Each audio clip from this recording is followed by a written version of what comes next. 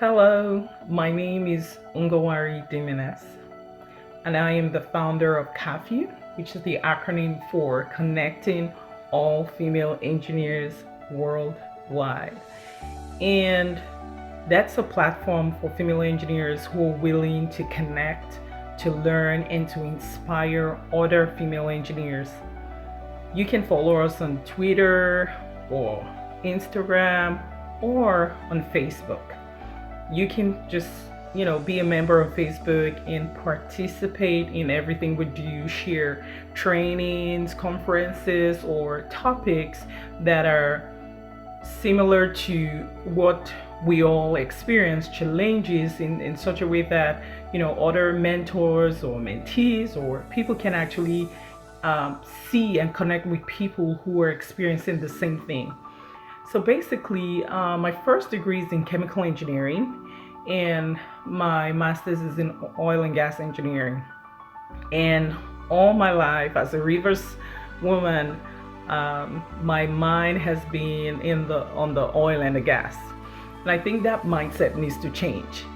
So for the past 3 years, I have evolved a lot on making my thinking, not just in that engineering box, thinking in the business, on the business side of things, understanding why people go into businesses, why people go into the tech industry, what is really changing, how are we doing things, in a smarter way, and why are we happier when we have all this mobile apps, phones, devices, and all of those. So I've been quite interested, and that is the reason why I went in to do my MBA program, and it's still ongoing. And basically, what I'm getting out of the program is understanding effective business models that can enable me compete globally, have a business, whether or not it is within Nigeria or in another country, or just being able to have the skills, the right skill set, and understanding all the legal aspect of it, knowing what to do when I have to go to a place to actually sit down with people and negotiate tactfully. So as part of the program, the MBA program, we're required to actually go to a country or city or place where you need to understand what the cultural differences are. You need to not just go in there with your perception, just be able to go there based on research, understanding how the people do their things, their way of life, in order for you to have that right social interaction to progress if you want to have businesses done. So what caught my attention the most is when I went to Santiago, Chile. I don't know if you've heard about Startup Chile, but if you've heard about Startup Chile, you will be excited going to Santiago. And I got on the plane and I was like, wow, this is for real. And once I got into the town, the people are very, very friendly to tourists. They want to have conversations with you. They want to understand, why you're here. And I was really very excited about that. I had the opportunity to go to some companies, including the Microsoft office down right out there in Santiago. And what I did notice was that most of these companies had the support from the government. They had the right legal framework to have investors come in to stay there sustainably.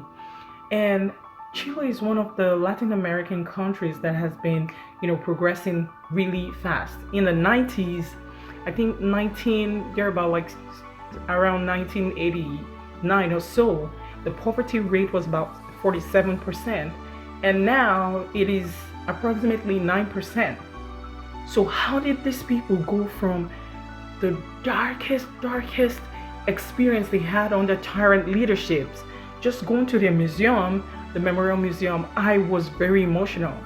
Seeing their history, seeing the way they preserved it, it made me understand that the people have to have the right mindset. Like I tell myself and I tell other people, nurture your mindset beautifully, because the state of your mindset will either hinder you or progress you. So what I've seen in Chile is that people have the right mindset. They put their feet on the ground and saying, you know what, we gotta come together and work hard to make our country better. And what we've seen is a fast growing economy.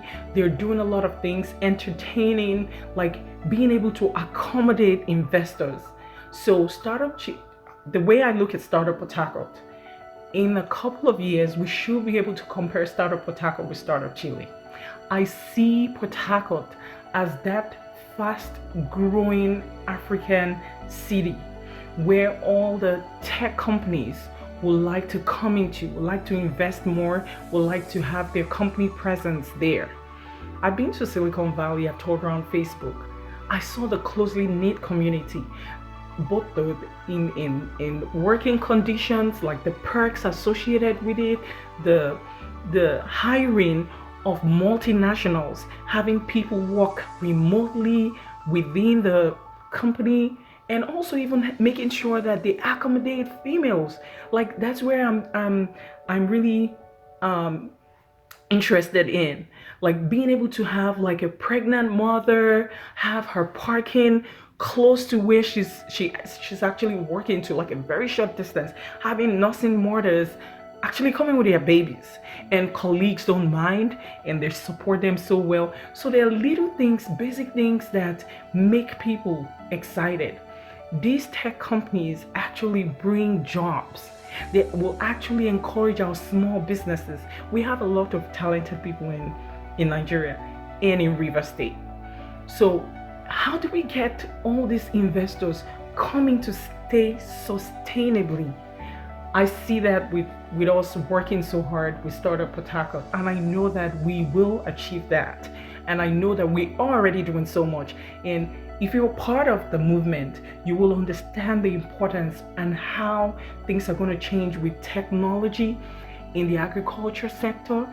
I love that area because I have a lot of family, friends, and aunties, relatives who farm, and they have large farms. There's cassava processing.